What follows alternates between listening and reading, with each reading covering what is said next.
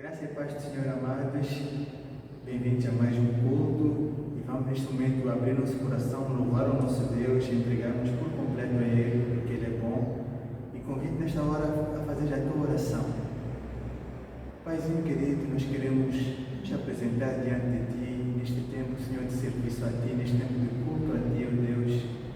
E queremos pedir Tua presença sobre nossas vidas, Tua presença, ó Pai, sobre nossa casa, Deus, sobre este ambiente onde nós estamos, e que no nome de Jesus Cristo, Deus, Tu derrames, Pai, mais de Ti sobre nós. Te pedimos, receba o nosso louvor, a nossa adoração, no nome poderoso de Jesus Cristo. Amém e amém. Aleluia. Então, com todo o teu coração, com toda a tua força, vamos adorar aquele que é digno do nosso louvor, da nossa adoração, nesta hora.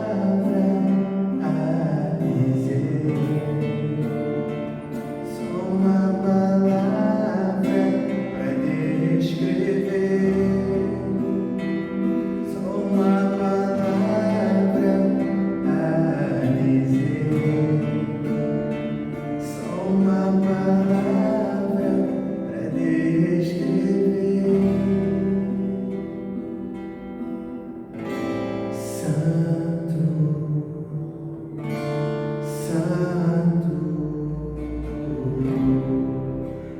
Deus poderoso, Santo, Santo, Deus poderoso,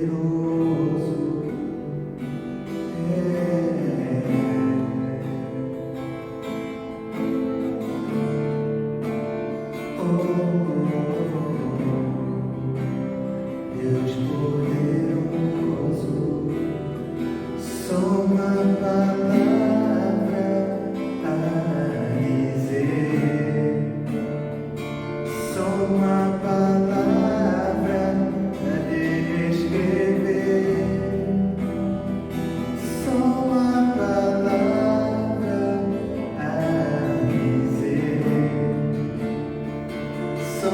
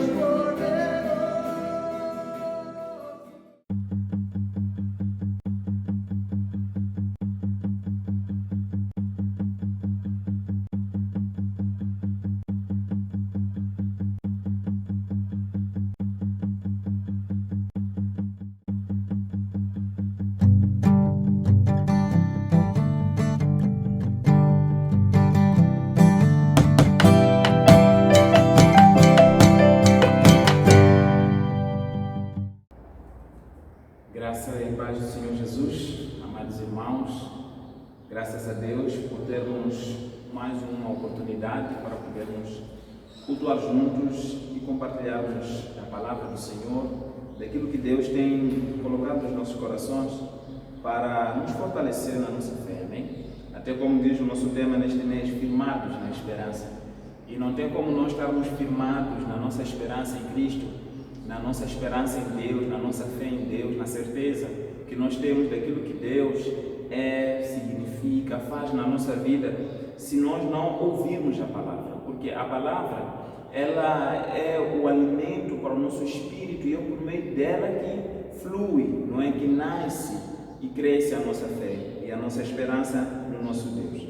Então, neste dia de hoje, domingo, este tempo que nós temos para poder compartilhar mais uma vez esta palavra com a nossa família, com os nossos irmãos, e eu gostaria de trazer mais uma porção da palavra de Deus para poder edificar a minha e a tua fé. E desta vez eu quero falar acerca de estarmos santificados na esperança. Ou seja, quando uma pessoa ela converte, não é, ou é convertida por Cristo Jesus, ela nasce nela a fé salvadora, e essa fé salvadora gera a esperança da salvação, a esperança da vida eterna. E esta esperança ela vai nos conduzir a uma vida de santificação. Vamos ver aqui a palavra do Senhor, abrindo o texto que se encontra na carta de apóstolo João, capítulo de número 3, a primeira carta de apóstolo João, capítulo número 3. Eu vou usar este texto como base do nosso estudo de hoje, e diz assim a palavra do Senhor: e qualquer que nele tem esta esperança, neste caso a esperança da vida eterna, purifica-se a si mesmo, como também ele é puro. Amém? Vamos orar e pedirmos a graça de Deus, porque sem o Senhor nós não podemos fazer nada. Pai, em nome de Jesus, nós queremos te dar toda a honra, toda a glória nesta manhã, nesta hora. Pai, pedimos que o Senhor possa derramar sobre nós o teu favor, a tua graça sobre a minha vida, para poder ministrar, Pai amado, com direção do Espírito Santo esta palavra, e também a graça, o favor do Senhor para podermos compreender esta mesma mensagem. Em nome de Jesus, que o Senhor possa estar nos abençoando nesta manhã, para a honra e glória do teu santo nome. Oramos e te agradecemos, Pai. Amém. Aleluia. Irmãos amados, quando nós falamos sobre estarmos santificados na esperança, a santificação, irmãos, gerada por essa esperança que temos na vida eterna, ela é um fruto muito importante na nossa vida, é um requisito muito importante na nossa vida para que possamos alcançar esta esperança da vida eterna. E, na verdade, tudo que nós passamos a ser a partir do momento que nós ganhamos a esperança da vida eterna, começa a girar em torno da santificação. Por quê? Porque ser santo nada é mais do que levar uma vida que vai ser igual a Jesus. Pois até a palavra mesmo diz em 1 João 2,6 que aquele que diz estar nele deve andar como ele andou. Então, se eu estou em Cristo Jesus, eu tenho que andar, tenho que ser, tenho que buscar espelhar o caráter de Cristo Jesus, assim como ele espelhou enquanto esteve aqui na terra com os seus discípulos. Ser santo é desejar agradar a Deus acima de qualquer pessoa, buscando obedecê-lo em todos os seus mandamentos. Ou seja, nós não somos santos ou não somos santificados por causa do nosso irmão da igreja.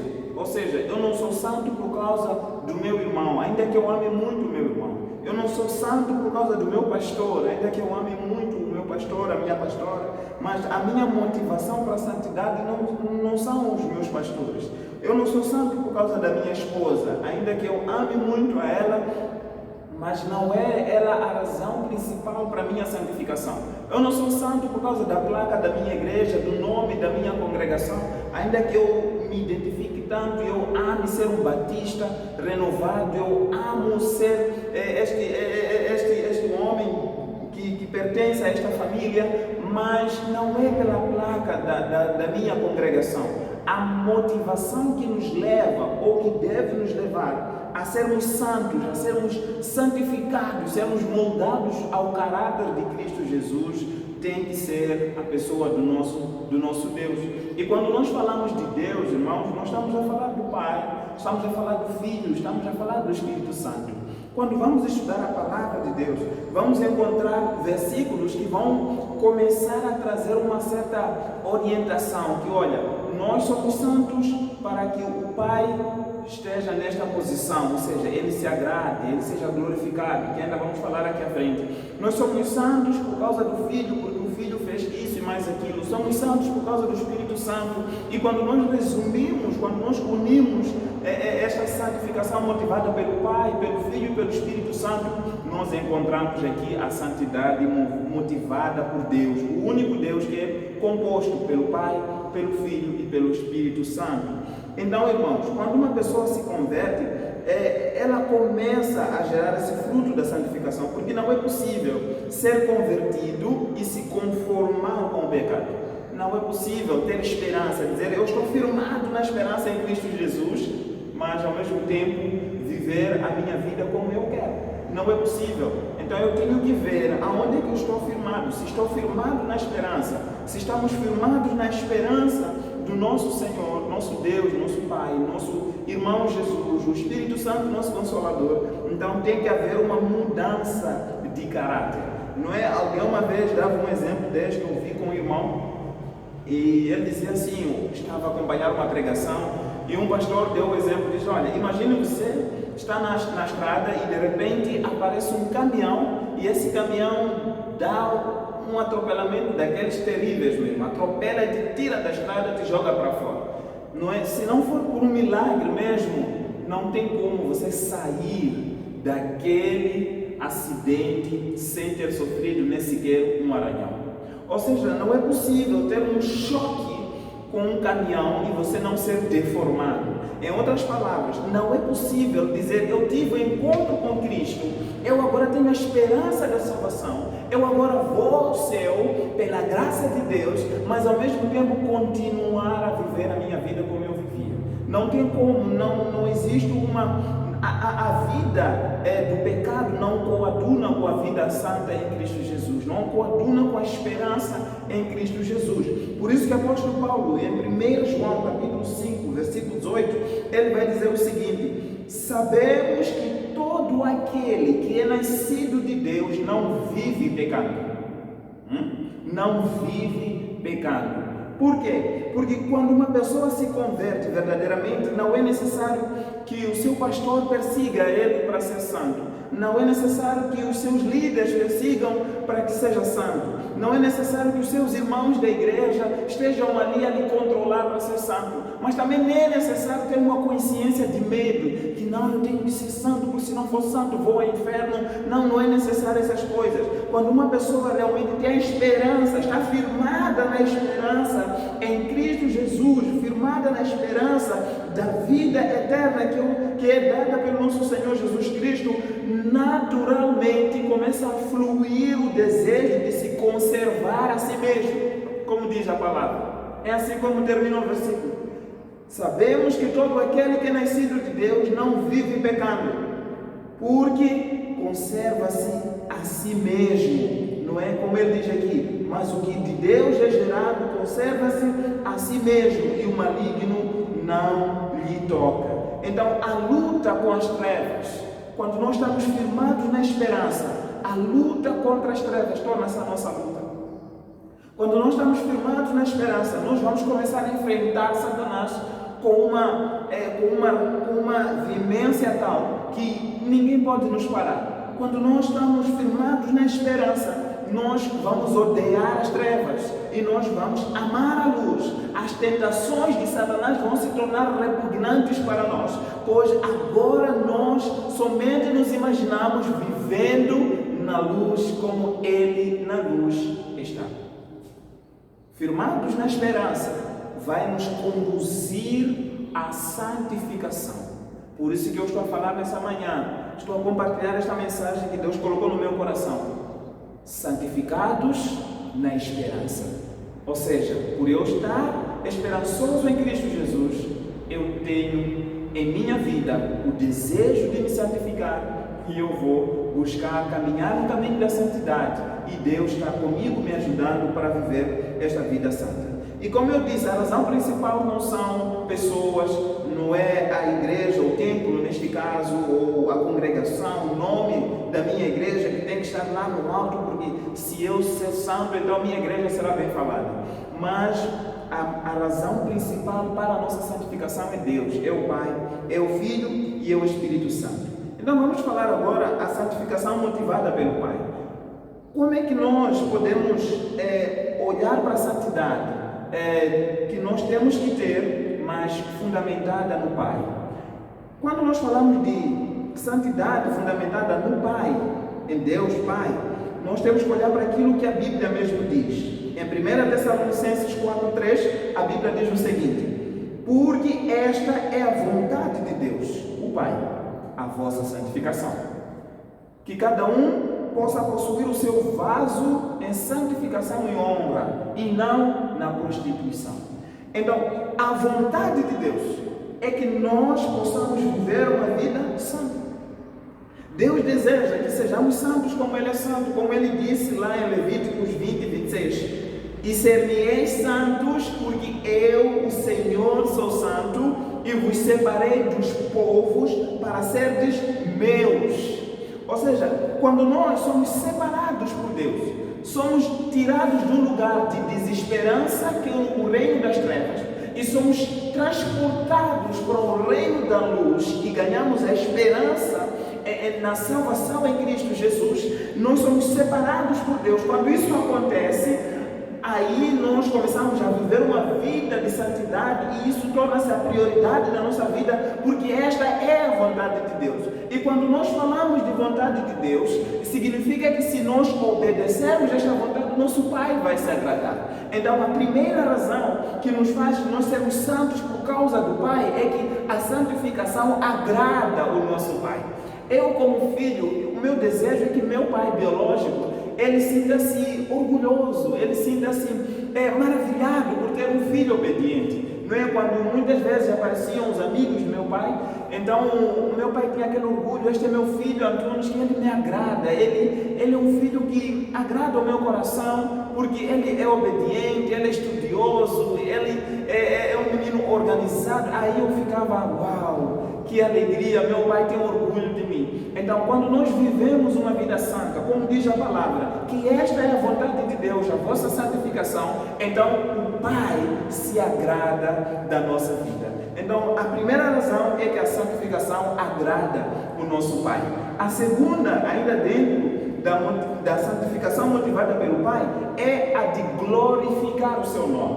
Não é? Quando nós vemos em 1 Coríntios, capítulo 6, diz assim a palavra do Senhor: glorificai, pois, a Deus no vosso corpo e no vosso espírito, os quais pertencem a Deus. Glorificai o Pai no vosso corpo. Ou seja, nós, quando somos santos, glorificamos a Deus. Deus, Ele é exaltado. Então, não estou a ser santo porque o nome da minha igreja será bem falado. Isso é consequência da santificação, ou seja, naturalmente as pessoas vão dizer: os crentes daquela igreja, sim Senhor, são mesmo fiéis, mas não vão falar logo fiéis àquela igreja, não, vão dizer são fiéis a Deus.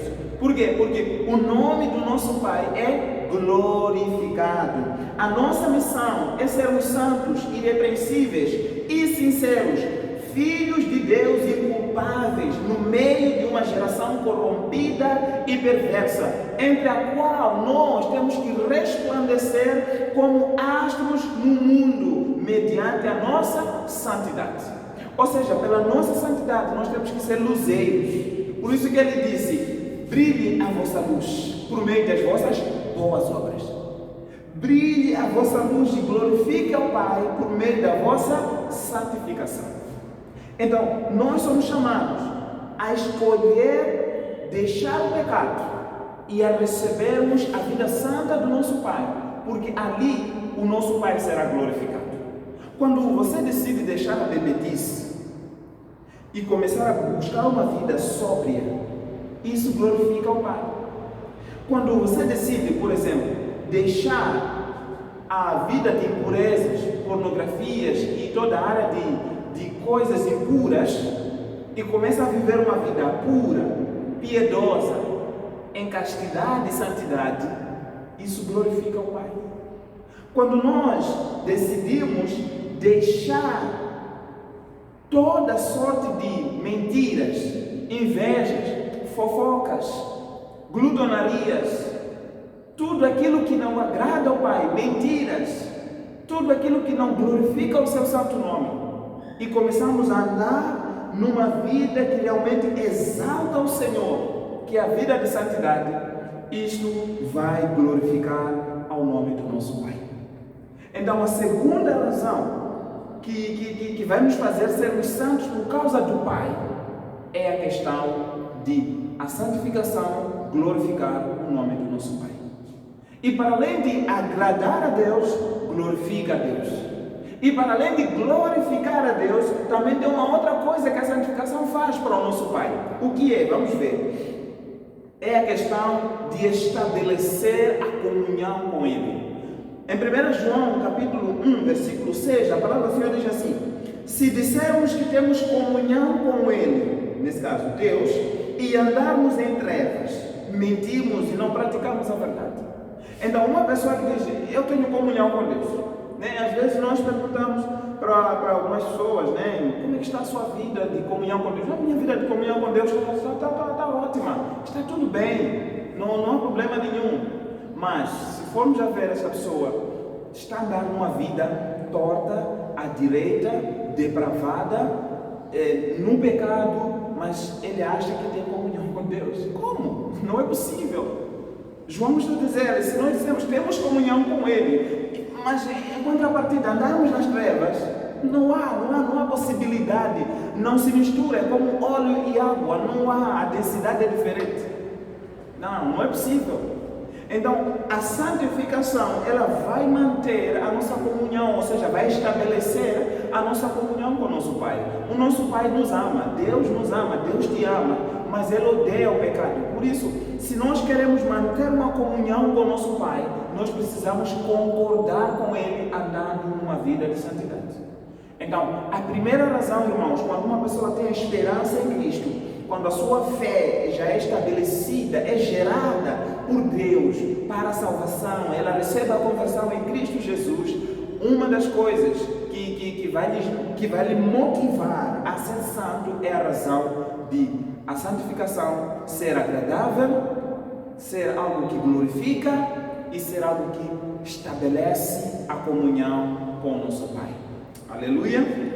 A segunda razão para nós sermos santos está ligada com a pessoa do Espírito Santo, não é? Eu vou saltar o Filho e vou para o Espírito Santo, até porque não existe uma ordem, não é? Às vezes nós pensamos, não, o Pai é mais, o Filho é mais, depois o último é o Espírito Santo. Irmãos, não podemos fazer essa confusão. Não é que o Pai é mais que o Filho, nem o Filho é menos que o Pai e é mais que o Espírito Santo, mas na verdade o Pai, o Filho e o Espírito Santo são um, e cada um tem o seu papel distinto e concordante um com o outro dentro da Trindade, amém? Dentro da pessoa do nosso Deus, aleluia? Então eu vou falar do Espírito Santo e vou terminar falando do Filho. A santidade motivada pelo Espírito Santo é o seguinte: a palavra do Senhor fala-nos através do apóstolo Tiago, quando ele diz aqui em Tiago capítulo de número 4, ele diz: ou em vão cuidais vós, que em vão diz a Escritura, não é? Ou cuidais vós, que em vão diz a Escritura, o Espírito que em nós habita tem ciúmes, não é? Então, apóstolo Tiago, ele vai trazer para nós a visão que, olha, o Espírito Santo que está na tua vida, ele tem ciúmes. Sabia disso? Ele tem ciúmes. Agora, alguns irmãos começam a ficar em dúvidas, né? É um choque, mas será que a palavra está a se contradizer? Porque lá em 1 Coríntios capítulo 13, versículo 4, o apóstolo Paulo diz assim: o amor não é ciumento, não é? Trazendo-nos a ideia de que o amor não arde em ciúmes, então quem arde em ciúmes está a cometer pecado. Então, se ciúmes é pecado, o Espírito Santo tem ciúmes, será que a Bíblia está a se contradizer? Eu sei que alguns já tiveram essa dúvida, não é? Eu mesmo, inclusive, também já tive esta dúvida. Mas, na verdade, não é que há uma contradição na palavra de Deus. Tem que aprender uma coisa quando nós interpretamos a Bíblia. A Bíblia não se contradiz, amém? A Bíblia explica a própria Bíblia. Então, como é que nós podemos, neste caso, entender estes ciúmes que Tiago fala e estes ciúmes que o apóstolo Paulo está a falar? Na verdade, os ciúmes que o apóstolo Paulo está a falar é um ciúme doentio, que leva, a maioria das vezes, em rompimento de relacionamentos ou a relacionamentos doentios, não é? Uma pessoa que tem ciúmes, por exemplo, do seu parceiro, da sua parceira, acaba chegando a tomar decisões tão radicais, tão doentias de obsessão, não é? Controla a pessoa, que você não pode falar com ninguém e sempre controla o telefone para ver quem mandou mensagem, há sempre uma desconfiança. Então o relacionamento não é saudável. Então é este ciúme que o apóstolo Paulo está a falar, que é um ciúme pecaminoso, não é? E outra coisa que nós temos que ter em mente acerca destes ciúmes que o apóstolo Paulo fala, é que é um sentimento que é completamente prejudicial à pessoa, visto que traz infelicidade e sentimentos maus ao coração. Então é este ciúme que é pecado. Mas o ciúme que o apóstolo Tiago fala, aqui em Tiago 4, versículo 6, ele vai dizer o seguinte: ou cuidais vós que em vão, diz a Escritura, que o Espírito que vos habita tem ciúmes. Ele está a se referir aqui não a um ciúme doentio, mas é que o Espírito que em nós habita, ele tem zelo por nós. Ou seja, ele quer-nos de uma forma que não deseja que nós possamos nos dividir com mais ninguém. Ou seja, não que o Espírito Santo vai carregar dentro de si a questão de te controlar, ser obcecado por ti, te ameaçar, controlar teu telefone. Não que o Espírito Santo faz isso. Mas a verdade é que ele tem um zelo, um amor, um cuidado, uma atenção tão especial que quando nós começamos a nos dividir com outras coisas que não agradam a Ele, com outras coisas que não tem nada a ver com a santificação, que é o seu caráter principal, aí nós estamos a trair a Ele. Aí isso vai levá-lo a se entristecer. Por isso que Efésios 4:29 vai dizer: não entristeçais o Espírito Santo. Ou seja, as nossas atitudes pecaminosas, essas vão nos levar a entristecer ao Espírito Santo. Quando nós decidimos andar pelos caminhos de gritarias em casa, por vezes gritamos com os filhos em casa, gritamos com a nossa esposa em casa, gritamos com o nosso marido, essa atitude não alegra o Espírito Santo. Essa atitude entristece o Espírito Santo. Quando nós preferimos andar nos caminhos de mentiras, de invejas, não é? De fofocas, de brigas, não é? De tudo aquilo que eu falei atrás, quando falava acerca da santificação motivada por Deus, quando começamos a andar nos caminhos de fornicação, quando andamos num caminho de desleixo com a leitura da palavra de Deus, quer dizer, passamos mais tempo assistindo televisão, passamos mais tempo nas redes sociais, passamos mais tempo em conversas ao telefone com os nossos amigos e nós nos esquecemos, passamos a desleixar a leitura bíblica, a vida de oração, desleixamos a obra do Senhor. Isso entristece ao coração do Espírito Santo. Ele não se alegra com isso. Então nós precisamos entender que a santidade alegra o coração do Espírito Santo. A santidade alegra o nosso amigo consolador, o Espírito Santo. Então nós precisamos, amados, entender que se estamos firmados na esperança em Cristo Jesus, recebemos a fé salvadora, somos salvos pela graça, precisamos viver uma vida santa, porque dentro de nós habita o Espírito Santo e Ele tem zelo, Ele tem um cuidado, Ele tem um carinho, Ele tem um amor tão profundo por nós, que quando nós nos dividimos com outras coisas que não lhe exaltam, que não lhe convém, ou seja, não tem nada a ver com o seu caráter, nós estamos a entristecer. Aleluia. Então nós precisamos, amados, entender que o que glorifica, o que agrada, o que alegra o coração do Espírito Santo é a nossa santificação. Amém? E para terminar, irmãos, eu quero falar da santidade motivada pelo Filho de Deus. Amém? Jesus Cristo. Jesus, o Filho de Deus, é uma das nossas principais razões para a santificação. Quando eu falo principais razões, não estou a falar que o Pai não é, que o Filho não é. Vamos entender a questão da Trindade. Quando eu falo de Jesus, também estou a falar do Pai. Quando falo do Espírito Santo, também estou a falar do Pai. Porque o Pai, o Filho e o Espírito Santo é somente uma só pessoa, um só Deus. Quando somos convertidos, Jesus promete e gera em nós a vida eterna. Não é? Ele promete que Ele vai nos dar a vida eterna e Ele gera dentro de nós a vida eterna. Ou seja, dentro de nós já existe a vida eterna. Não é?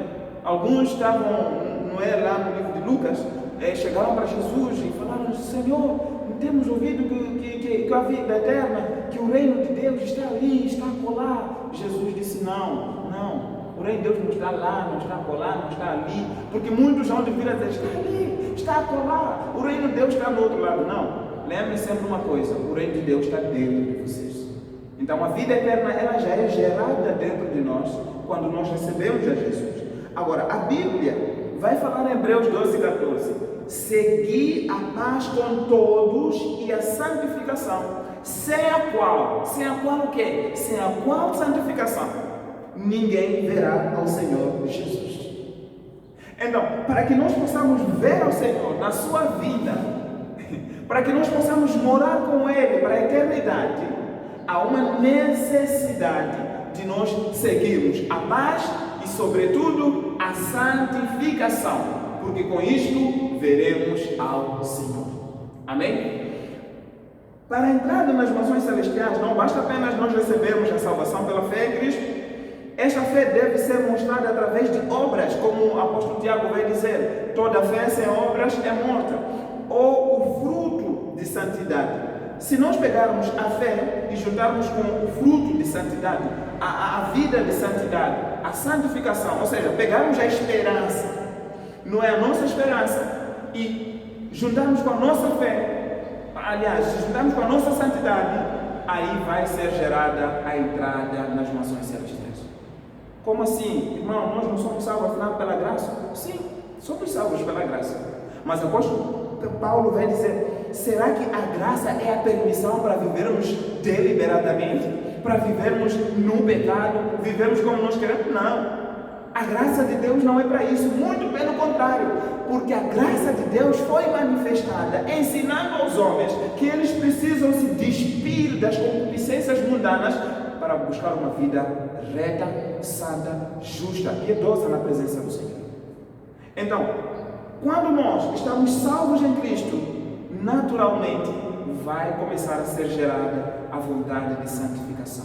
Porque é através da nossa fé salvadora que vai ser manifestada pela nossa santificação. Por isso que eu disse santidade ou santificação pela esperança. Ou seja, santidade gerada pela esperança. Não é? Quando eu estou em Cristo, eu tenho a fé, então essa fé começa a ser gerada nela a santificação, para que eu possa entrar no reino do céu.